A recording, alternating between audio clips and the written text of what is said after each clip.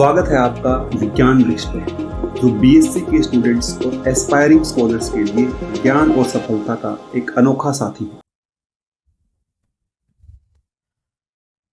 Hello everyone, विज्ञान वृक्ष में आप सभी का स्वागत है। हम लोग पढ़ रहे थे structure and bonding of carbon, that means general organic chemistry, जहां की हम लोग एकदम लास्ट स्टेज पे आ चुके हैं। इससे पहले हमने बहुत सारी चीजें ऑलरेडी डिस्कस की हुई हैं। उन्हीं के बिहाफ पे आज हम बढ़ने जा रहे हैं अपने हाइड्रोजन बॉन्डिंग के एकदम एंड वाले पार्ट पे, और इवन जनरल ऑर्गेनिक केमिस्ट्री के भी एंड पे। इन्हीं का यूज करेंगे हम अपनी फर्दर ऑर्गेनिक केमिस्ट्री में। ये याद रखिएगा, हाइड्रोजन बॉन्डिंग क्या होती है, कैसे होती है, इसके टाइप्स क्या है, इसके कॉन्सिक्वेंसेस क्या हैं, ये सारी चीजें देखी थी। इवन इसकी कंडीशंस क्या है, ये सारी चीजें देखी थी।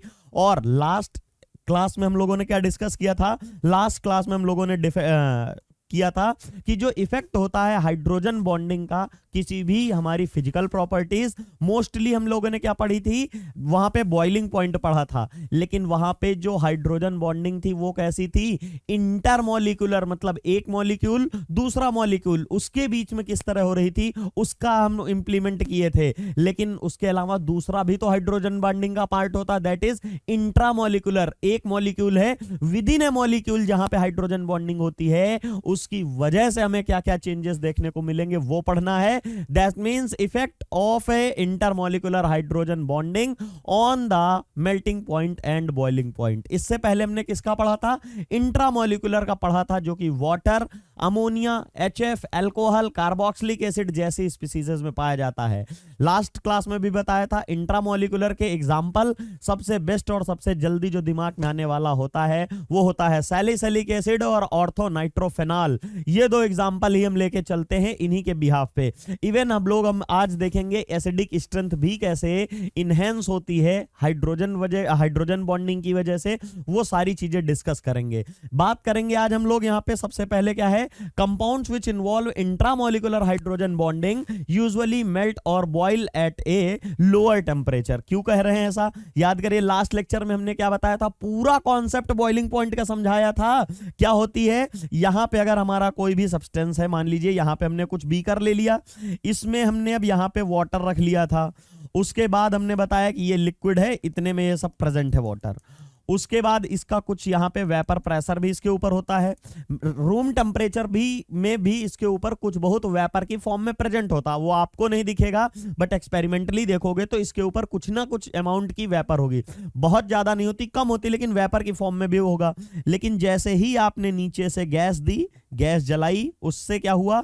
यहाँ पे हीट निकलेगी, हीट की वजह से ये टेम्परेचर बढ़ेगा, टेम्परेचर बढ़ेगा तो थर्मल मोशन या बोल दीजिए काइनेटिक एनर्जी मॉलिक्यूल्स की बढ़ेगी, जल्दी जल्दी मूव करेंगे। तो यहां पे क्या होगा? आपने स्टेट ऑफ मैटर पढ़ी हुई है। स्टेट ऑफ मैटर में क्या देखने को मिलता है? एक होता है सॉलिड स्टेट, दूसरा होता है लिक्विड स्टेट, तीसरा होता है गैसियस। ये होता है लिक्विड और तीसरा होता है गैसियस। ठीक है, अब इनके बीच में बेसिक डिफरेंस, इन तीनों के बीच में क्या रहता था? याद करिए, इन तीनों के बीच में बेसिक डिफरेंस था फोर्स ऑफ अट्रैक्शन का difference in between the molecules. एक एटम है, दूसरा एटम है, उनके बीच में बहुत ज्यादा टाइटली फोर्स ऑफ अट्रैक्शन लग रहा है, तो वो क्या होता है? सॉलिड होता था। लिक्विड में आते थे तो वही फोर्स ऑफ अट्रैक्शन थोड़ा बहुत लूजली बाउंड होता था, उसकी वजह से हमारे एटम्स या मॉलिक्यूल जो होते थे थोड़ा बहुत ट्रेवल कर लेते थे। But in case of gases, ये बीच में एक एटम और एटम बी के बीच में लगने वाला फोर्स ऑफ अट्रैक्शन नेग्लिजिबल हो जाता था।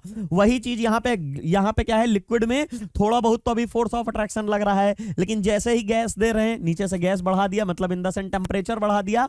टेम्परेचर बढ़ाया तो क्या हुआ? हमारा एक पार्टिकल यहां पे है, पहले एक इस जगह दिख रहा है और दूसरा इस जगह, लेकिन जैसे ही हमने यहां टेम्परेचर बढ़ाया तो क्या हुआ? उसकी वजह से एक तो यहीं रहा, दूसरा यहां पहुंच गया। दैट मींस वो कहीं ना कहीं गैस फॉर्म में कन्वर्ट होने लगे। यहां पे वेपर प्रेशर बढ़ने लगा, और एक कंडीशन ऐसे आएगी कि जो एटमॉस्फेरिक प्रेशर है, एटमॉस्फेरिक प्रेशर के बराबर वेपर प्रेशर हो जाएगा। एट दैट टाइम हमारा लिक्विड जो है वो बॉयल होना शुरू हो जाता है। आपको ये पता है, ये देखने को मिलेगा। वही चीज है आज के लेक्चर में हम लोग क्या देखेंगे कि इंटरमॉलिक्यूलर बॉन्डिंग में जब पढ़ रहे थे इस वाले में, तो क्या होता था? एक ये वाला वाटर और दूसरा ये वाला वाटर, यहां पे और एक ये वाला H2O, ये आपस में हाइड्रोजन बॉन्डिंग बनाते हैं। कौन सी?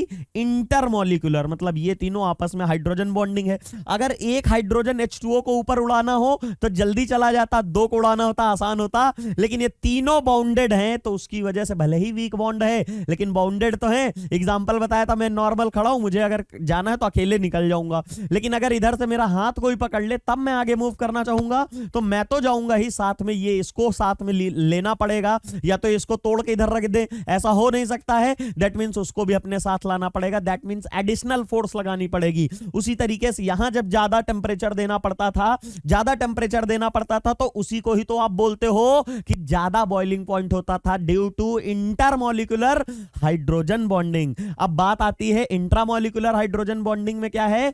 इन्वॉल्व्स इंट्रामॉलिक्यूलर हाइड्रोजन बॉन्डिंग जब भी होगी usually boils at a lower temperature. किसके करस्पॉन्डिंग में? ये हमारे इंटरमॉलिक्यूलर हाइड्रोजन बॉन्डिंग के करस्पॉन्डिंग की बात हो रही है कि अगर इंटरमॉलिक्यूलर होगी तो पूरा जाल बना लेगा, बहुत सारे मॉलिक्यूल आपस में एसोसिएशंस बना लेंगे। एक वर्ड यूज किया था एसोसिएशन, मतलब एक गुत्थी टाइप की बना लेंगे, तो वहां पे बॉइलिंग पॉइंट बढ़ जाता था। लेकिन यहां पे अगर आप लोगे तो एक ये हर बार एग्जांपल यही लेते हैं, ये हमारा है ऑर्थो नाइट्रोफेनॉल।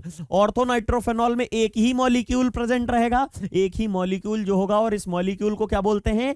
डिस्क्रीट मैनर में होगा। डिस्क्रीट मतलब सिंगली ऑक्यूपाइड होंगे, सारे अलग अलग होंगे, आपस में कोई इंटरेक्शन नहीं होगी, तो एक एक मॉलिक्यूल ऊपर जाएगा, एक एक मॉलिक्यूल ऊपर जाएगा, तो कम टेम्परेचर दोगे फटाक से ऊपर चलेगा। That is why intramolecular hydrogen bonded वालों का टेम्परेचर लो होता है, और जिसमें इंटर वाला होता, देखिए ये कैसा है, ये इसका नाम है ऑर्थो नाइट्रोफेनॉल। ऑर्थो पे नाइट्रो ग्रुप है, ये फेनॉल है, ये क्या है? वही है, बस खाली पोजीशन चेंज हो गई। ये पैरा नाइट्रोफेनॉल है, ये इंट्रामॉलिक्यूलर हाइड्रोजन बॉन्डिंग हो रही, ये दो मॉलिक्यूल के बीच में, दैट मींस इंटरमॉलिक्यूलर हो रही। तो एग्जांपल बताइए, इसको हवा में उड़ा के यहां ले जाना हो, ये ज्यादा आसान होगा, या इस पूरे सिस्टम को ऊपर ले जाना होगा? मैं तो कहूंगा ये आसान है, ये आसान है, दैट मींस लोअर टेम्परेचर होगा, ये वाला हायर टेम्परेचर होगा इसके कंपैरिजन में। यही होता है कि इंटरमॉलिक्यूलर वाले का टेम्परेचर बॉइलिंग पॉइंट जो होता है वो ज्यादा होता है इन कंपैरिजन टू इंट्रामॉलिक्यूलर वाला।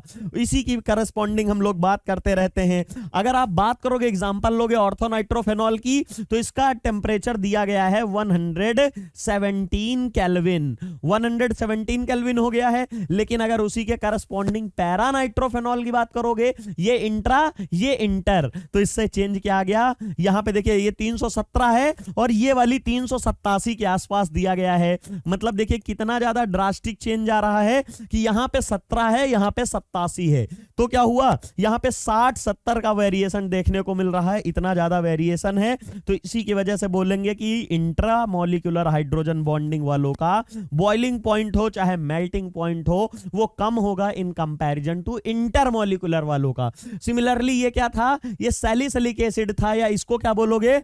ऑर्थो हाइड्रोक्सी, क्योंकि यहां पे फंक्शनल ग्रुप ये हो जाएगा एसिड। नाइट्रो की आईयूपीएसी नेमिंग जब पढ़ते हो तो नाइट्रो की प्रायोरिटी कम होती है इन कंपैरिजन टू OH, लेकिन OH की कम होती है in comparison to carboxylic acid. इसीलिए नेमिंग में इसको ये नहीं कहोगे कि ऑर्थो कार्बोक्सिलिक फेनॉल, ऐसा नहीं बोलोगे, इसको क्या बोलोगे? ऑर्थो हाइड्रोक्सी बेंजोइक एसिड ये है, और ये कौन सा है? ये पैरा हाइड्रोक्सी बेंजोइक एसिड है। यहां पे एक ही मॉलिक्यूल के बीच में डॉटेड लाइन से हाइड्रोजन बॉन्डिंग है, और ये कैसा है? यहां पे हमारा पैरा नाइट्रो वाला है। तो इसके केस में क्या देखने को मिलेगा? इसका टेम्परेचर हमारा 431, यहां पे 431 देखने को मिलेगा केल्विन, और इसके लिए 487 के आसपास देखने को मिलेगा। देख रहे हैं लगभग 50 का वेरिएशन फिर से मिल गया। सिंपल सी है, आपके सामने पूरी कहानी लिख दी गई है कि जब भी इंट्रामॉलिक्यूलर हाइड्रोजन बॉन्डिंग होगा तो टेम्परेचर कम होगा, और जब भी इंटरमॉलिक्यूलर होगी तो टेम्परेचर ज्यादा होगा। रीजन बता दिया, एक मॉलिक्यूल होगा फटाक से चला जाएगा, कोई प्रॉब्लम नहीं होगा, लेकिन अगर इंटर वाला है वो सारा इधर उधर कॉम्प्लिकेटेड बना लेता है, इससे भी जुड़ा है उससे भी जुड़ा है, एसोसिएशन बना लिया, उन सबको एक साथ ले जाना होता है, टेम्परेचर ज्यादा देना पड़ेगा। शायद ये समझ में आ गया हो। चलिए मिलते हैं आगे। अब इसके साथ ही में अगर हम बात करते हैं अपने सेकंड टॉपिक में, इसके लिए ये क्या है? अब ऑर्थो के साथ पैरा और मेटा के लिए भी देखेंगे। तो ऑर्थो वाली कौन सी है? ये ऑर्थो वाली हमारी स्पीसीज है, यहां पे डाइऑल है, क्या है, डाइहाइड्रोक्सी ग्रुप है यहां पे, तो ये कौन सी पोजीशन पे है, ऑर्थो पे है। लेकिन अगर यही मेटा पे हो दोनों ग्रुप या पैरा पे हो, तो वहां पे फिर से यही चीज आ जाती है कि ऑर्थो वाले में कौन सी होगी, ऑर्थो वाले में हमारी सिर्फ और सिर्फ एक ही होती है, दैट इज इंट्रामोलिकुलर। लेकिन अगर आप पैरा की बात करोगे, कहोगे सर यहां पे भी हो सकती थी, पैरा क्या होता है 1,3 डाई सब्स्टिट्यूटेड, यहां पे अगर इसको OH को 1 पोजीशन दे दो, ये 2 होती है, 1,2 जो होता है तो ऑर्थो, 1,3 होता है तो मेटा, 1,4 होता है तो पैरा, 1,3 मतलब ये रहा, ये क्या हुआ यहां पे आपको देखने को मिलेगा। अब सिमिलरली यहां पे क्या है, ये वाला O है और H है। अब याद करिए बेसिक कंडीशन, अब याद करिए बेसिक कंडीशन अपने हाइड्रोजन बॉन्डिंग की, वहां हमने क्या कहा था, हाइड्रोजन बॉन्डिंग के आफ्टर या after hydrogen bonding formation there is an formation of 6 membered cyclic ring.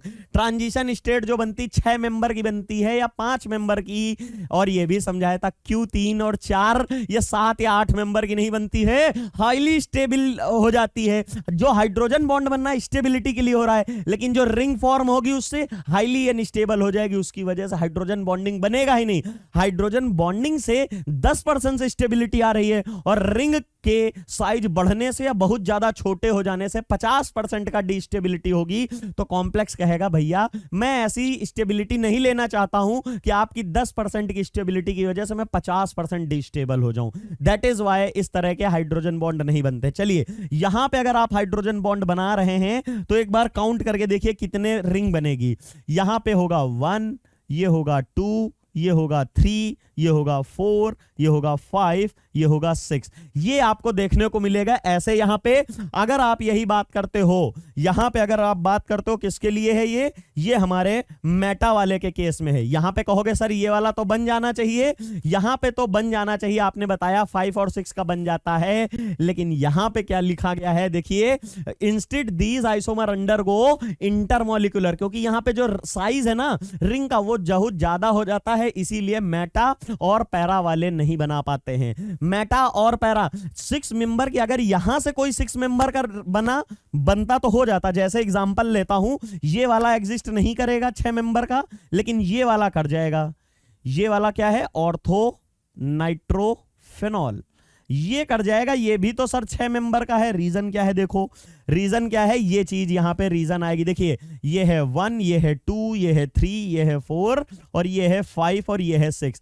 ये 6 मेंबर का है तो ठीक है, और ये 6 मेंबर का है तो गलत है। ऐसा भेदभाव क्यों सर? तो इसका रीजन ये है कि यहां पे जो वाला 6 मेंबर रिंग है ना, उसका साइज देखिए एक बार इसका साइज देखिए क्या है, एक साइक्लिक फॉर्म में बन गया, छोटा सा है, अगल बगल एडजेसेंट कार्बन में है। यहां पे क्या है, एक यहां पे बीच में इन बिटवीन कार्बन आ जाता है। इसकी वजह से जब ओवरलैपिंग होने जाती बाहर से, तो वो रिंग का साइज लंबा हो गया। है तो 6 मेंबर की, लेकिन रिंग का साइज बहुत बड़ा हो गया। ये जरूरी थोड़ी होता है कि 6 मेंबर का हो तो हर बार ऐसे ही बनेगा, जरूरी थोड़ी। मान लीजिए यहां कार्बन की जगह सल्फर लगा दो तो या क्या होगा, यहां तो ऐसे चलेगा, ठीक चलेगा, ठीक चलेगा, ठीक चलेगा, लेकिन सल्फर को बड़ा एटम है तो ये वाला साइज आपको ऐसा देखने को मिलेगा।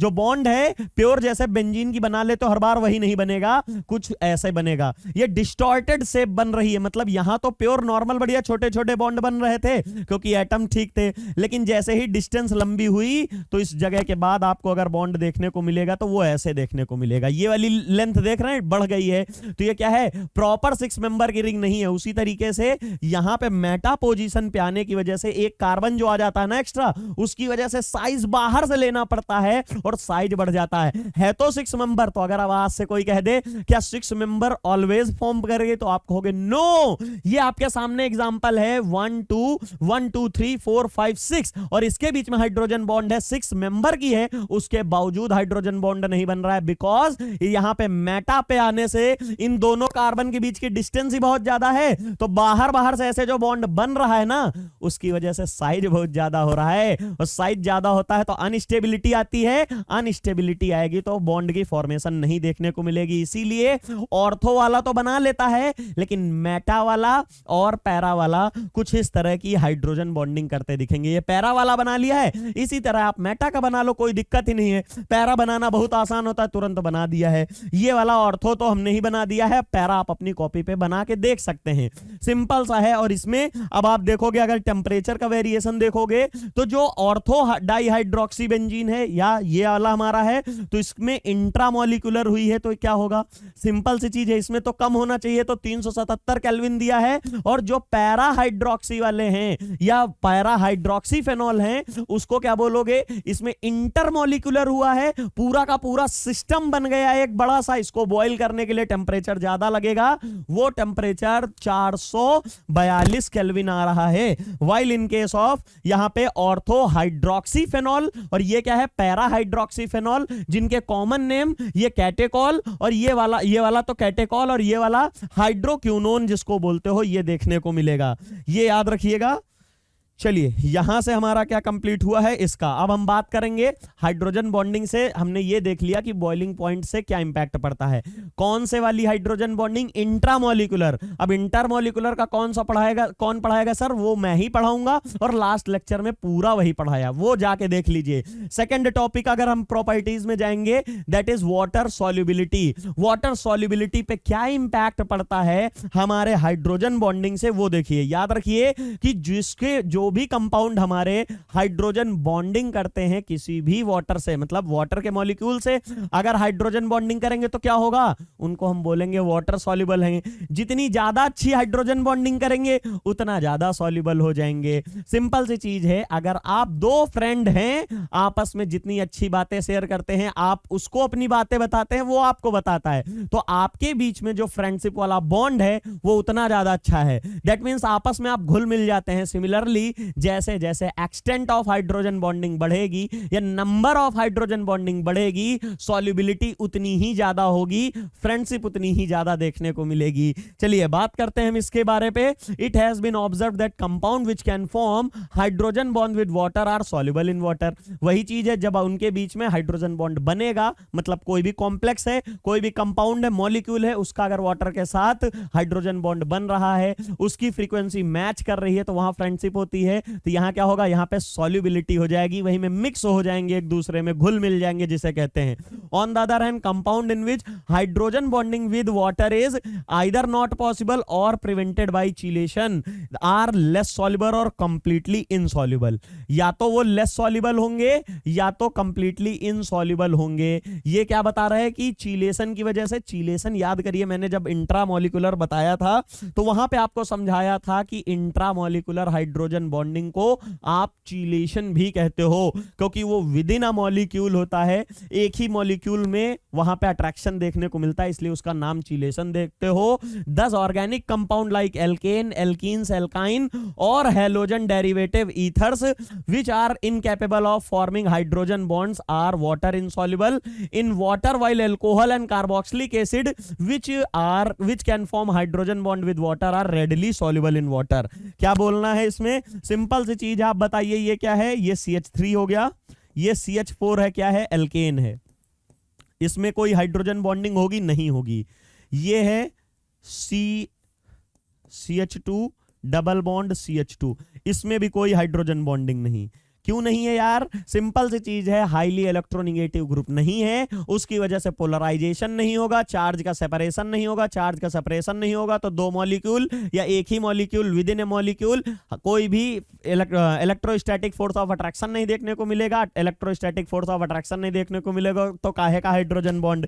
ये हो गया halogen derivative, that means CH3Cl। इसमें अब इलेक्ट्रोनेगेटिव ग्रुप तो लग गया है, लेकिन इलेक्ट्रोनेगेटिव ग्रुप से याद करिए वाटर उसकी कंडीशन हाइड्रोजन बॉन्डिंग की, इलेक्ट्रोनेगेटिव ग्रुप से डायरेक्टली हाइड्रोजन जुड़ा होना चाहिए था। तो हैलोजन तो है, हैलोजन डेरिवेटिव है, लेकिन इसके साथ कोई भी हाइड्रोजन नहीं जुड़ा है, इसीलिए ये जितने हैं ये सारे कैसे होंगे, ये सारे हमारे इनसॉल्युबल होंगे। किसकी बात हो रही है, इनसॉल्युबल, इनसॉल्युबल इन वाटर। ठीक है। अब याद करिए एल्कोहल के लिए, एल्कोहल क्या होता है, RO और H। यहां पे इलेक्ट्रोनिगेटिव है, ठीक है, यहां पे इलेक्ट्रोनिगेटिव है, लेकिन यहां पे साथ में हाइड्रोजन डायरेक्टली लिंक है। जैसे ही ये देखने को मिलेगा, यहां पे आएगा वाटर और वाटर के साथ इसकी बनेगी हाइड्रोजन बॉन्डिंग। इसीलिए ये हो चाहे कार्बोक्सिलिक एसिड हो, ये दोनों ही वाटर सॉल्युबल हैं। ये दोनों ही क्या हैं, ये वाटर सॉल्युबल देखने को मिलेंगे आपको। ये रहा एक वाटर और इनके बीच में हाइड्रोजन बॉन्डिंग। हाइड्रोजन बॉन्डिंग हुई और दोस्ती हुई नहीं तो एक दूसरे में घुल मिल जाएंगे, फ्रेंडशिप हो जाएगी, ये होगा वाटर सॉल्युबल। ये क्यों हो रहे हैं, क्योंकि ये हाइड्रोजन बॉन्ड फॉर्मेशन की कैपेबिलिटी रख रहे हैं। ये क्यों इनसॉल्युबल हैं, क्योंकि इनके पास कोई हाइड्रोजन बॉन्ड फॉर्मेशन टेंडेंसी नहीं है। ये हमारा वाटर है, यहां पे R लगा लीजिएगा, R मतलब एल्कोहल है और ये एल्कोहल है, यहां पे H ही रख लीजिएगा, ठीक है। तो एक एल्कोहल का मॉलिक्यूल है, दो वाटर के मॉलिक्यूल से इंटरेक्शन दिखा रहे हैं, ये आपको देखने को मिलेगा। But it may be noted that all alcohol are not equally soluble in water. मतलब क्या है कि अगर हमारा मीथेनॉल हो, इथेनॉल हो, प्रोपेनॉल हो, इस तरह करके चेन बढ़ती जाएगी तो क्या होगा, क्या सारे एक ही जैसे होंगे? तो वहां पे आप नोट करके पॉइंट लगाना कि not equally soluble in water. Reason क्या है, ये देखिए लिखा हुआ है, दैट मीन सिर्फ क्या है, पीछे हाइड्रोकार्बन चेन बढ़ती जाती है। हाइड्रोकार्बन मतलब क्या है, हाइड्रो मतलब वाटर, हाइड्रो मतलब हाइड्रोजन और कार्बन मतलब कार्बन है। तो कार्बन और हाइड्रोजन, क्या कार्बन या हाइड्रोजन हाइड्रोजन बॉन्डिंग करते हैं? तो मैं कहूंगा नहीं करते हैं। रीजन क्या है, देख लो यहां पे लिखा हुआ है, अगर करते ही होते तो CH4 हो, चाहे एल्केन हो, चाहे एल्कीन हो, चाहे एल्काइन हो, ये सब कर लिए होते। इनमें क्या प्रॉब्लम आती, इसमें कोई भी हाईली इलेक्ट्रोनिगेटिव ग्रुप नहीं है। साथ ही साथ में हाईली इलेक्ट्रोनिगेटिव ग्रुप अगर प्रेजेंट भी हो गया ऐसे कोई, तो उसमें डायरेक्टली लिंक हाइड्रोजन एब्सेंट होता है। मैंने बोला था कि जो F होता है, O होता है और N होता है, यही तीन खाली हाइड्रोजन बॉन्डिंग करने जाते हैं मोस्टली आपके केसेस में, जो कि आप कंसीडर करते हो।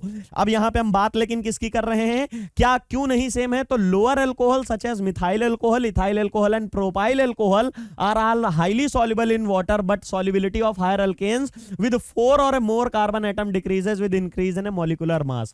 ऐसा क्यों हो रहा है कि छोटे वाले तो सॉल्युबल हो रहे हैं, बड़े वाले नहीं हो रहे हैं? उसका रीजन देख लीजिए। यहां पे जब बात आती है CH3 और OH, ये तो ठीक है सॉल्युबल हो रहा है। C2H5 OH ये भी सॉल्युबल हो रहा है। C3H7 OH ये भी सॉल्युबल हो रहा है। तो प्रॉब्लम कहां आ रही है सर? प्रॉब्लम आ रही है जैसे ही यहां पे कार्बन की संख्या 4 हो जाएगी, C4H9 OH। अगर आपको ऐसे दिखा रहा हूं तो आपको नहीं समझ में आ रहा है, लेकिन अगर आपको यहां इस एक्सपेंडेड फॉर्म में दिखाऊं तब आपको रियलिटी समझ में आएगी कि प्रॉब्लम कहां राइज हो रही है। देखिए हाइड्रोजन बॉन्डिंग कहां होगी, सिर्फ और सिर्फ इतने पार्ट में, लेकिन इतना पार्ट कैसा है, वाटर इनसॉल्युबल वाला होने वाला है। उसकी वजह से क्या होगा, ये वाला पार्ट तो आपका सॉल्युबल हो जाएगा और इनसॉल्युबल हो जाएगा। इसीलिए जो छोटे मॉलिक्यूल है यहां पे क्या है, लगभग देखिए इतने को सॉल्युबल होना, इतने को इनसॉल्युबल, लगभग बराबर है। फिर है CH3 CH2OH, यहां पे भी वही केस है, छोटा ही है, कोई दिक्कत नहीं है। फिर है CH3 CH2 CH2OH, यहां तक थर्ड कार्बन एक्सपेरिमेंटली भी देखा गया, पाया गया कि थर्ड कार्बन तक आते आते जो हमारा ऑक्सीजन के हाइड्रोजन बॉन्डिंग का रेशियो है और हाइड्रोकार्बन का रेशियो है ना, वो बढ़ता जाता है, बढ़ता जाता है। इवन इसके आगे यहां पे CH3 CH2 का होल N वाले जो है ना, जितनी ज्यादा आगे चेन बढ़ाते जाओगे, ये कैसे होंगे, ये इनसॉल्युबल हो जाएंगे। ये वाले इनसॉल्युबल होंगे, क्यों? क्योंकि इनकी हाइड्रोकार्बन की चेन बढ़ रही है और हाइड्रोकार्बन की चेन जितनी ही ज्यादा बढ़ेगी वो उतना ही ज्यादा इनसॉल्युबल होगा। और ये वाले सॉल्युबल क्यों है? क्योंकि यहां पे हाइड्रोजन बॉन्डिंग डोमिनेट कर जाती है और इजिली से सॉल्युबलाइज कर देते हैं। The extent of solubility of any alcohol in water depend on the capability of its molecules to form a hydrogen bond with water. ये तो होता ही है, as the molecular mass increases the hydrocarbon part, that means alkyl group का जो है become larger which resist the formation of hydrogen bond with water molecule and the solubility decreases. मैंने पहले ही कहा ये जो आपको ग्रुप दिख रहा है ना, ये वाला ग्रुप एल्काइल ग्रुप है। यहां पे ये इतना बड़ा एल्काइल ग्रुप, ये और बड़ा हुआ, और जैसे ही ब्यूटेन न्यूटेन लेते हो, ब्यूटेन का डेरिवेटिव, तो ये बढ़ गया। अब और हायर नंबर पे एन का मतलब क्या है, एन मिनिमम यहां पे आप रख लो, एक ये है, यहां पे दो है ही है, तो यहां पे मिनिमम एटलीस्ट 3 और मोर, 3 और मोर। इससे बड़ा मतलब जैसे जैसे होगा वैसे वैसे सॉल्युबिलिटी डिक्रीज होती जाएगी। जितना ही ज्यादा आप देखोगे, आप एल्काइल ग्रुप बढ़ाते जाओगे, वैसे ही वैसे यहां पे सॉल्युबिलिटी डिक्रीज होती जाएगी। उसके बाद हम लोग बताते हैं कि जैसे जैसे in other words the solubility of alcohol in water decreases with the lengthening of carbon chain. यही बोल रहा हूं कि जैसे जैसे कार्बन चेन बढ़ती जाएगी वैसे ही वैसी हमारी सॉल्युबिलिटी कम होती जाएगी। सिंपल वर्ड्स में, कोई बहुत बड़ी बात नहीं बता दिया है। Further the ratio of OH group to the hydrocarbon part increases, solubility of organic compound in water increases corresponding.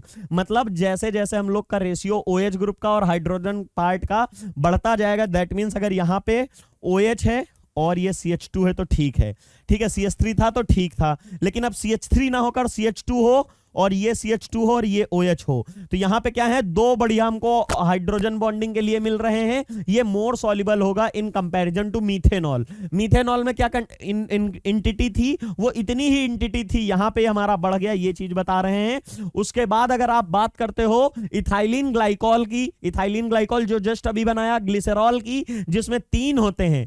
यहां पे मिथेनॉल का तो ग्लिसरीन इथाइलिन ग्लाइकॉल से ज्यादा है, मतलब इथाइलिन ग्लाइकॉल का नॉर्मल वाले मीथेनॉल से ज्यादा है। सिमिलरली इथाइलिन ग्लाइकॉल से ज्यादा किसका हो जाएगा, ग्लिसरीन का। क्यों? क्योंकि OH की संख्या बढ़ रही है। याद करिए, जब इनका हमने आपको लास्ट लेक्चर में बॉइलिंग पॉइंट बताया था तो ये 570 के आसपास थी, 550 भी मान लो, अगर 550 के आसपास ग्लिसरॉल का याद रख लीजिए, और इथाइलिन ग्लाइकॉल का 470 था, और उस वाले का 330-340 के आसपास था। किसका? इथेनॉल का। इथेनॉल का 330 और 340 था। इथाइलिन ग्लाइकोल जिसमें 2 OH थे, डबल हाइड्रोजन बॉन्डिंग बन रही थी, वो 450 के आसपास थी, 470 थी सॉरी, और जिसमें 3 हाइड्रोजन बॉन्डिंग बन रहे थे वो हमारे 550 के आसपास था। मतलब कहीं ना कहीं ड्रास्टिक इंक्रीज होता जा रहा था जैसे जैसे नंबर ऑफ हाइड्रोजन बॉन्डिंग बढ़ती जा रही थी। इथेनॉल में 1 होता है, इथाइलिन ग्लाइकोल में 2 OH होते तो 2 हाइड्रोजन बॉन्ड, और ग्लिसरॉल में 3 OH होते इसलिए 3 हाइड्रोजन बॉन्डिंग। इसीलिए वैसे ही सब्सीक्वेंट हमारा बॉइलिंग पॉइंट बढ़ता जाता दिखता रहता है। Similarly we can explain the solubility of primary secondary amine in water since these compound easily form hydrogen bond. आपको लास्ट लेक्चर में मैंने बताया था कि जो अमोनिया है, अमोनिया से 1 हाइड्रोजन को निकालोगे और R ग्रुप लगा दो, एल्काइल ग्रुप, तो वो होता है प्राइमरी अमीन। 2 हाइड्रोजन को रिप्लेस करो और 2 R ग्रुप लगा दो तो वो होता है सेकेंडरी अमीन। और तीनों हाइड्रोजन को अमोनिया से निकालो और 3 R ग्रुप लगा दो तो वो क्या होता है, टर्शरी अमीन होता है। वाइल प्राइमरी अमीन और सेकेंडरी अमीन, ये रहा प्राइमरी अमीन और secondary amine have at least 1 hydrogen, ये है सेकेंडरी और ये है प्राइमरी। इनमें तो यहां पे तो 2 हाइड्रोजन, 1 हाइड्रोजन है, ये हमारा सेकंड हाइड्रोजन है। लेकिन अगर आप बात करते हो R3N की, दैट मींस ये वाला कौन सा है, टर्शरी है, ये सेकेंडरी है, ये प्राइमरी है। तो साफ साफ दिख रहा है कि यहां पे टर्सरी वाला तो हाइड्रोजन बॉन्ड ही नहीं बना सकता है क्योंकि हाइड्रोजन ही नहीं है, और सेकेंडरी और प्राइमरी में प्राइमरी जीतेगा क्योंकि 2-2 हाइड्रोजन है। यही चीज यहां पे दिखाई गई है। कैसे? अमोनिया ये कौन सी अमीन है, R1 ग्रुप है और 2 हाइड्रोजन है, दैट मींस ये प्राइमरी अमीन है। ये वाटर है, फिर प्राइमरी अमीन है, इनके बीच में हाइड्रोजन बॉन्डिंग देखने को मिल रही है।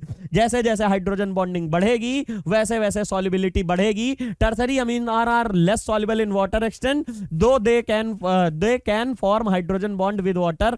यहां पे क्या है, जो टर्सरी अमीन्स होते हैं वो लेस सॉल्युबल होंगे water, even they can form hydrogen bond with water.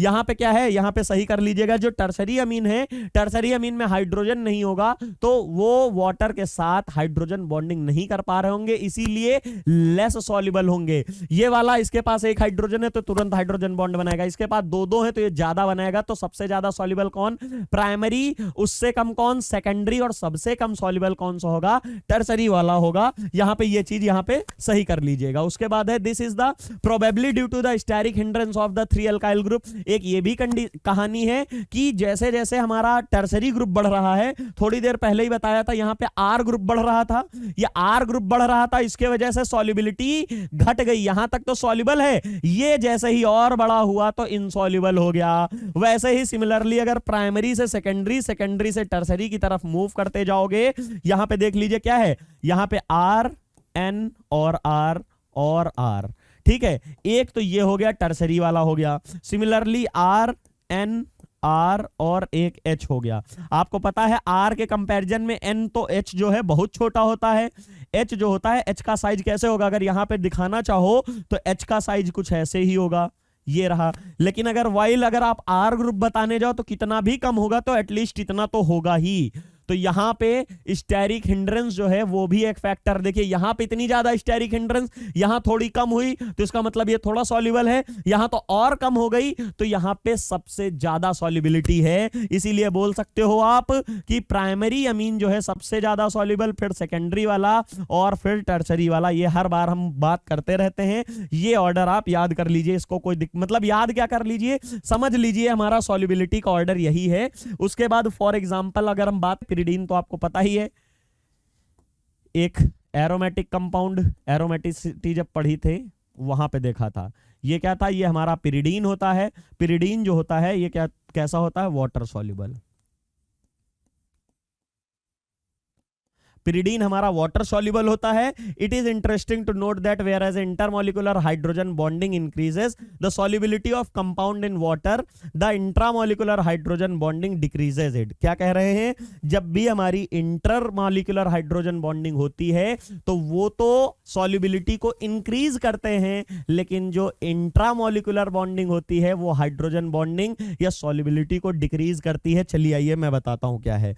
यहां पे देख लीजिए फिर से, it is interesting to note that whereas intermolecular hydrogen bonding increases the solubility of compound in water and intramolecular hydrogen bonding या चीलेशन decreases it। कैसे होता है ये देखिए, यहां से इस एग्जांपल से समझ में आएगा, अभी आपको पता चलेगा। देखिए ये कैसा है, ये हमारा वही ऑर्थोनाइट्रोफेनॉल है। इसमें एक OH ग्रुप जो होता है ये कैसा होता है, यही तो हाइड्रोजन बॉन्डिंग बनाएगा, किसके साथ, वाटर के साथ। लेकिन ये ऑलरेडी हाइड्रोजन बॉन्डेड हो गया है। लेकिन इस केस में अगर आप जाओगे तो ये वाला जो OH है, ये वाला OH अभी बचा हुआ है और ये वाला किसके साथ जाएगा, यहां पे OH के साथ। अगर आप, ये पैरा पोजीशन है, अगर यहां पे देखोगे क्या हुआ है, एक अगर यहां पे देखिए, ये वाला ऑक्सीजन है और दूसरी फेनाइल रिंग और यहां पे O और H और यहां NO2, यही तो है, बिल्कुल सर यही है। इसके बीच में हाइड्रोजन बॉन्डिंग, तो ये कैसा है, इंटरमोलिकुलर है,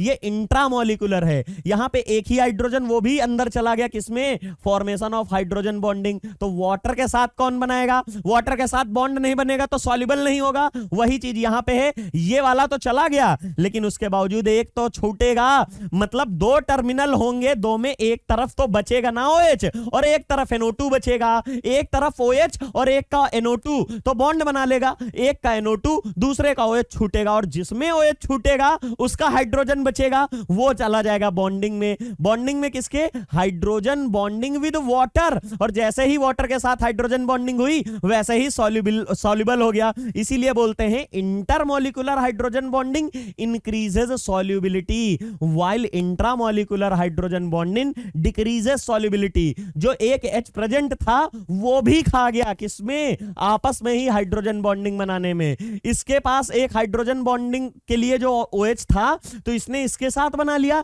लेकिन दूसरे वाले मॉलिक्यूल का बचा है उसने वाटर के साथ बना के अपने आप को वाटर में सॉल्युबल करा लिया। That is why intermolecular hydrogen bonding increases the solubility while intramolecular hydrogen bonding decreases the solubility. This is due to the reason that already existing internal hydrogen is in this compound prevent formation of hydrogen bond between the compound and water molecule, thus reduces solubility of compound। वही बोल दिया है कि जो वहां का hydrogen present होता है वो ऑलरेडी बॉन्डेड फॉर्म में होता है, इसलिए इंट्रामोलिकुलर वाले के केस में आपको ऐसा देखने को मिलता है। चलिए स्ट्रेंथ ऑफ एसिड्स की बात करते हैं। आप याद रखिएगा, कभी भी स्ट्रेंथ ऑफ एसिड की बात आए तो ऑलवेज याद रखिएगा कि प्रोटॉन की डोनेशन जिसकी ज्यादा वो ज्यादा एसिडिक होगा। तो प्रोटॉन डोनेशन क्या होगा, H plus carboxylic acid. Organic chemistry पढ़ रहे हो तो वहां पे कार्बोक्सिलिक एसिड की ही बात करोगे। HCl, H2SO4, HNO3, ये जो हमारे H3PO4 मतलब जो इनऑर्गेनिक एसिड है उनकी बात तो करोगे नहीं। Carboxylic acid that means organic acids की बात करोगे।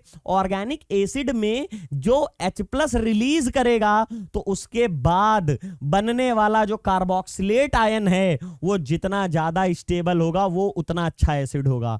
H प्लस डोनेशन जितनी ज्यादा होगी वो उतना अच्छा एसिड होगा। लेकिन प्रॉब्लम क्या है, H प्लस तो चला जाता है, पीछे कौन बचता है सिस्टम में, पीछे सिस्टम में बचता है कार्बोक्सिलेट आयन। तो कार्बोक्सिलेट आयन की स्टेबिलिटी जितनी ज्यादा होगी वो उतना ही ज्यादा स्टेबल होगा। तो हम पढ़ रहे हैं हाइड्रोजन बॉन्डिंग, तो ये सीखेंगे कि हाइड्रोजन बॉन्डिंग का क्या इंपैक्ट पड़ता है किसी की एसिडिटी के साथ। तो चलिए बात करते हैं स्टेबिलिटी ऑफ, ये आपको बताया है कि strength of acid depend upon the stability of an ion, ये तो कई बार बता चुका हूं। सबसे अच्छी बात होती है कि बताना कि वहां पर स्टेबिलिटी के पहली बात तो ये होती है कि जो सबसे ज्यादा प्रोटॉन दे लेगा, पहली चीज। अरे देने के बाद पीछे जो बच रहा है वो स्टेबल है कि नहीं, वो खींच लाएगा भैया, तुम जो चलेगा यहां हो, वहां से H प्लस वापस ले लिया तो एसिड कैसे टूटा, टूटा ही नहीं। लेकिन अगर H प्लस चला गया, बनने वाला कार्बोक्सिलेट आयन कह रहा भैया आप जा रहे हो जाओ, मुझे कोई दिक्कत नहीं, मैं सेटिस्फाई हूं, कोई दिक्कत नहीं है, रेजोनेंस से स्टेबलाइज हो जाऊंगा, हाइड्रोजन बॉन्डिंग से स्टेबलाइज हो जाऊंगा, आपको जाना है जाइए।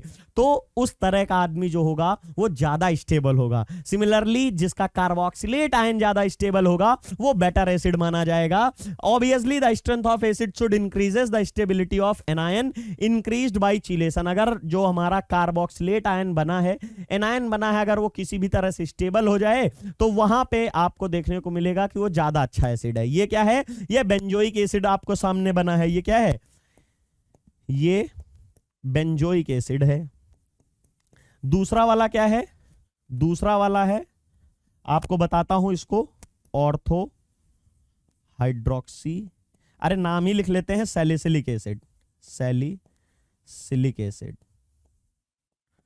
तीसरा वाला हमारा क्या है, इसको आप बोलते हो ऑर्थो एनिसिक एसिड, इस साइड लिख लेते हैं, ऑर्थो एनिसिक एसिड।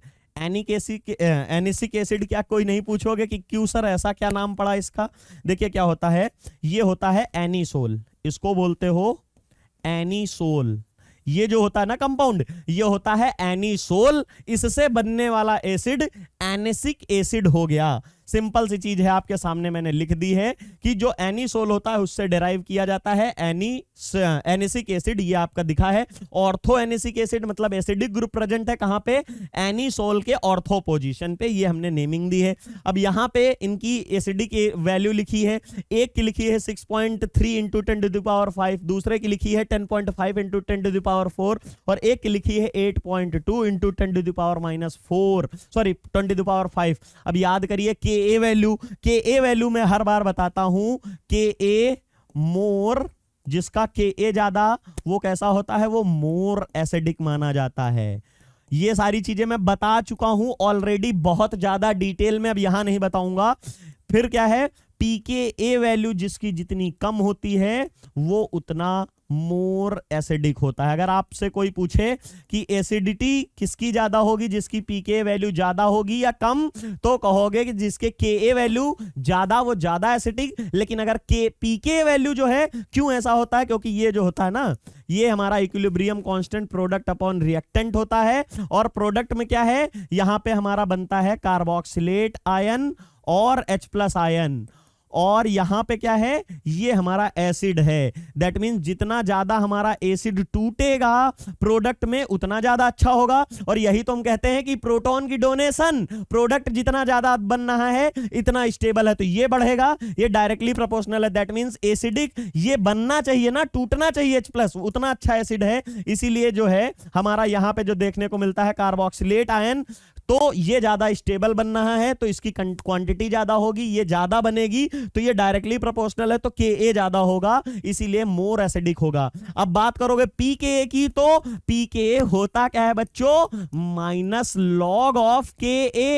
जो Ka की वैल्यू है वो यहां रखोगे वो माइनस में हो जाएगा, उल्टा हो जाएगा। मान लीजिए 100 है, वो यहां पे 100 रखोगे तो माइनस का 100 हो जाएगा। इसीलिए जितना, अब एक आप खुद बताइए, एक रखो इसमें वैल्यू Ka की 100 और एक रखो 50, एक रखो 50, तो Ka की वैल्यू के हिसाब से देखोगे तो कौन सा एसिड ज्यादा अच्छा होगा, इसके अकॉर्डिंग ये वाला ज्यादा अच्छा होगा। और मैं ये भी प्रूफ कर दूंगा कि pKa कम होगा तो वो भी कम होगा। कैसे, देखिए यहां पे अगर 100 है तो ठीक है, लेकिन अगर pKa के टर्म में निकालोगे तो pKa कितना हो गया, मान लीजिए -100 100 हो गया और दूसरे वाले का pKa -50 हो गया। तो अब बताइए -50 वाला ज्यादा है या हमारा -100 वाला। ये माइनस में आ जाएगी, उल्टा वैल्यू एंटी लॉगरिथम इसका देखने को मिलता है, इसीलिए जो छोटा होता है ये बड़ा माना जाएगा, ये बड़ा माना जाएगा। किसी से आपने 50 रुपए उधार लिए हो और किसी से 100 रुपए उधार लिया हो, तो कौन सा वाला ज्यादा बेनिफिशियल है, जिससे आपने 50 लिया हो। माइनस में जिसकी जितनी ही कम वैल्यू होगी, जितनी ही छोटी वैल्यू होगी,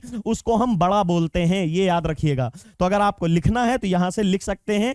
तो Ka की वैल्यू इसमें, अब आप पीछे वाले में देखिए, इनमें से Ka वैल्यू है जैस्मिन जिसकी सबसे ज्यादा होगी। ध्यान से देखिए, पहले नंबर से पहले पावर पे खेलिए, ये 10 टू द पावर 4, ये 10 to the power 5, that mean सबसे ज्यादा स्ट्रॉन्ग तो हमको ये वाला दिख रहा है, क्योंकि इसके पास -5 का खेल है, माइनस में 5 है, इसके पास माइनस का 4 है, इसके पास माइनस का, इसके पास भी -5, इसके पास भी -5 है, लेकिन जो सैलिसिलिक एसिड है उसमें -4 है।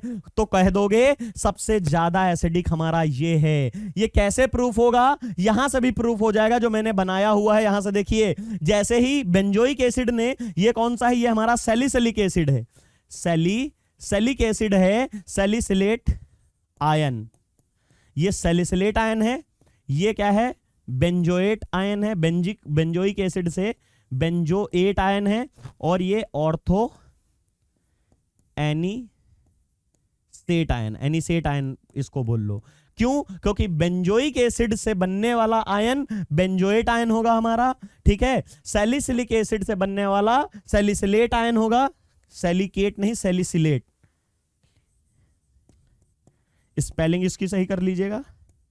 और ये वाला जो है ये हमारा ऑर्थो एनीसेट आयन बनते हुए दिखेगा। अब इससे क्या देखने को मिलेगा, मेन बात क्या है इसकी, इससे ये हमको बोलने का मिलेगा कि जो हमारा निगेटिव आयन बन रहा है वो स्टेबल होगा, तो वो हमारा ज्यादा अच्छा एसिड होगा। ये इसने H+ दिया तो इसका निगेटिव फॉर्म हाइड्रोजन बॉन्डिंग से स्टेबलाइज है, लेकिन यहां कुछ नहीं है और इसमें भी नहीं है। That is why salicylic acid is stronger acid than benzoic acid और ऑर्थो एनिसिनिक एसिड। यही चीज यहां पे pKa वैल्यू भी बता रही है, क्योंकि इसकी सबसे कम निगेटिव है, दैट मीन सबसे ज्यादा पॉजिटिव है, मतलब पॉजिटिव इन द सेंस सबसे ज्यादा वैल्यू है। अभी बताया -4 रुपए किसी से लिए हो और किसी से -5 और -5 लिए बैठे हो, तो कौन सी वाले में सबसे अच्छी फॉर्म में हो, जिसमें -4, क्योंकि 4 रुपए देना है, काम खत्म हो जाएगा। तो इस तरह सबसे बड़ी वैल्यू pKa की कौन सी, Ka की कौन सी है, वो हमारी सैलिसिलिक एसिड की है, और इसी की वजह से ज्यादा स्ट्रॉन्ग एसिड होगा इन कंपैरिजन टू एनीसेट आयन या हमारा कोई भी, चाहे ये वाला हो सैलिसिलेट आयन का। बात करते हैं, ये हमारा दिया है, अगर ये, एक मिनट रुकिएगा, ठीक है। यहां पे क्या बात बताई गई है, जैसे ही हमने बात की थी, आपको बताया था इथाइल अल्कोहल के लिए, इथाइल अल्कोहल में 1 था, फिर इथाइलिन ग्लाइकोल में 2 OH हुए थे, और ग्लिसरॉल में 3 OH हुए थे। तो सबसे ज्यादा स्टेबल कौन सा था, हमने आपको बताया था कि सबसे ज्यादा स्टेबल ग्लिसरॉल था, इसका 500 से भी ज्यादा, 500 से भी ज्यादा जो है इसका टेम्परेचर आता था बॉइलिंग पॉइंट का। इसका तो एग्जैक्ट 470 केल्विन आता था, इसका लगभग 350 केल्विन के आसपास है। दैट मींस यहां एक हाइड्रोजन बॉन्ड बन रहा है, यहां पे एक हाइड्रोजन बॉन्ड, यहां पे 2 हाइड्रोजन बॉन्ड और यहां 3 हाइड्रोजन बॉन्ड। सिमिलरली यहां पे अभी जब बेंजोएट आयन की बात कर रहे थे तो वहां पे क्या बन रहा था, ये सॉरी सैलिसिलेट आयन की बात कर रहे थे तो एक हाइड्रोजन बॉन्ड से स्टेबलाइज हो रहा है। इमेजिन करिए यहीं पे एक और OH ग्रुप होता और एक OH ग्रुप होता तो क्या होता, ये वाला भी इधर से स्टेबलाइज हो जाता, दो हाइड्रोजन बॉन्डिंग दो तरफ से इसके मौज हो जाते, इसलिए और ज्यादा अच्छा एसिड होता। तो यहां पे क्या देखने को मिलेगा, ये वाला हमारा यहां पे क्या है, दो तरफ से स्टेबलाइज हो रहा है, कुछ नहीं है, आप इतनी पोर्शन को छुपा लीजिए तो ये वही चीज आ जाएगी जो पीछे दी है। ये OH ग्रुप है, ये COO- ग्रुप है, मतलब सैलिसिलिक एसिड ही है, वही चीज दी गई है, बस खाली क्या है एक एडिशनल OH यहां पे डाल दिया गया है।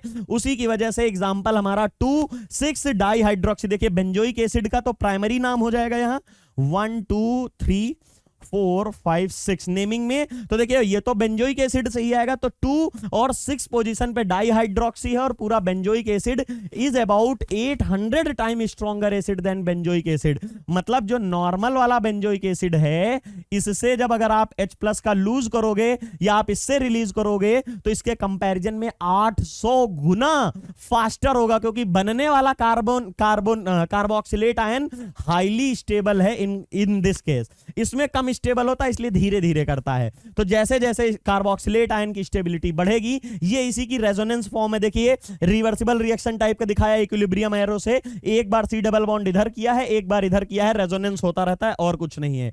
दूसरी चीज है, ये है मैलिक एसिड और फ्यूमेरिक एसिड में क्या बताना है, देखिए जब बात करते हो आप मैलिक एसिड की, तो मैलिक एसिड में यहां से जब आप H+ निकालते हो तो बनने वाला जो कार्बोक्सिलेट आयन है वो हाइड्रोजन बॉन्डिंग कर लेता है, लेकिन फ्यूमेरिक एसिड का H+ लूज किए तो बनने वाला निगेटिव चार्ज वैसे का वैसा रह जाता है। अब ये टिल्ट थोड़ी डबल बॉन्ड है, सिंगल बॉन्ड नहीं, सिग्मा नहीं है जो रोटेशन कर लोगे, दैट मींस ये इधर का इधर ही रह जाएगा, इसके साथ हाइड्रोजन बॉन्डिंग, एक इधर है एक इधर है, तो यहां पे कोई चीज प्रेजेंट है और एक इधर है, क्या ये आपस में हाइड्रोजन बॉन्ड बनाएंगे? बना ही नहीं सकते। थोड़ी देर पहले मेटा के केस में तो बनाया नहीं था, मेटा के केस में तो बनाया नहीं था, दूर हो गए थे, और ये वाला तो बिल्कुल ही दूर है एक दूसरे के 180 डिग्री, यहां से इसमें कैसे बॉन्ड बने? जब यहां से नहीं बन पाया तो ये तो और दूर बढ़ गया ना। वही चीज यहां पे है, फ्यूमेरिक के केस में वही है कि जैसे ही आप यहां की बात करते हो तो एक दूसरे के 180 डिग्री देखने को मिलेंगे लगभग, तो यहां तो बन ही सही सकता है, हाइड्रोजन बॉन्ड स्टेबिलिटी नहीं आएगी। दैट इज व्हाई आप मैलिक एसिड जो होता है वो स्ट्रॉन्गर एसिड होता है in comparison to fumaric acid. उसके बाद पहला H+ कहां से लूज हुआ, तो ये होता है। दूसरा अगर आप पूछ लिया जाए कि सेकंड प्रोटॉन, पहली बार तो मैंने कहा कि पहली बार में तो हमारा मैलिक एसिड जीत गया क्योंकि बनने वाला कार्बोक्सिलेट आयन हाइड्रोजन बॉन्ड से स्टेबलाइज है, but in case of fumaric acid और मैलिक एसिड जो सेकंड प्रोटॉन का लॉस है वो फ्यूमेरिक एसिड जीतेगा। वाई? रीजन सुनिए, देखिए बहुत ही कमाल की बात बता रहा हूं। मैलिक एसिड का पहला प्रोटॉन लूज करना बहुत आसान है क्योंकि बनने वाला कार्बोक्सिलेट आयन हाईली स्टेबलाइज होता है, और फ्यूमेरिक एसिड का H+ निकलने के बाद वो अनस्टेबल हो जाता है, वो अपने चार्ज को संभाल ही नहीं पाता, इसलिए ये वाला पुअर एसिड होता है मैलिक एसिड के कंपैरिजन में। पहले प्रोटॉन की बात हो रही, लेकिन अब अगर इसके बाद दोबारा सेकंड -H+ करोगे, यहां से -H+ करोगे ना, तब कौन जीतेगा? मैं कहूंगा फ्यूमेरिक जीतेगा, ये हारेगा। रीजन क्या है? इसका H+ अभी फ्री फॉर्म में है और इसका जो H है वो हाइड्रोजन बॉन्डेड फॉर्म में है। तो पहले केस में मतलब अगर इसका पहला जो एसिडिक वो निकलेगा प्रोटॉन, उसमें तो मैलिक एसिड जीतेगा, फ्यूमेरिक हार जाएगा, लेकिन सेकंड में सेकंड प्रोटॉन किसका बेटर निकलेगा? फ्यूमेरिक का। क्यों? क्योंकि वो तो ऐसे ही पड़ा है, किसी से बॉन्डेड ही नहीं है, अपने आप निकलेगा और नॉर्मल स्टेट में आएगा, लेकिन यहां पे सेकंड वाले में हार जाएगा। क्यों? क्योंकि यहां पे हाइड्रोजन बॉन्डिंग में टेक पार्ट कर चुका है H+, तो उसको कोवैलेंट बॉन्ड तो तोड़ना ही पड़ेगा, साथ ही साथ में हाइड्रोजन बॉन्ड की एडिशनल पावर उसे जो मिल रही उसको भी तोड़ना पड़ेगा, उससे भी ओवरकम आना पड़ेगा। That is why second H+ donation fumaric की ज्यादा अच्छी होगी in comparison to maleic acid. ये अगर आपको समझ में आ गया होगा तो यहां से हमारा कंप्लीट हाइड्रोजन बॉन्डिंग जितना भी हो सकता था, वो सारी चीजें हमने जितना भी डिटेल में हो सकता था ऑलरेडी डिस्कस कर लिया है। अब हम मिलते हैं नेक्स्ट लेक्चर में, अपने बहुत सारे टॉपिक अभी करने हैं, तो यहां से बेसिकली हमारी जनरल ऑर्गेनिक केमिस्ट्री खत्म होती है। तो मिलते हैं किसी एक नए दमदार टॉपिक के साथ आप सभी के साथ। चलिए, थैंक यू सो मच।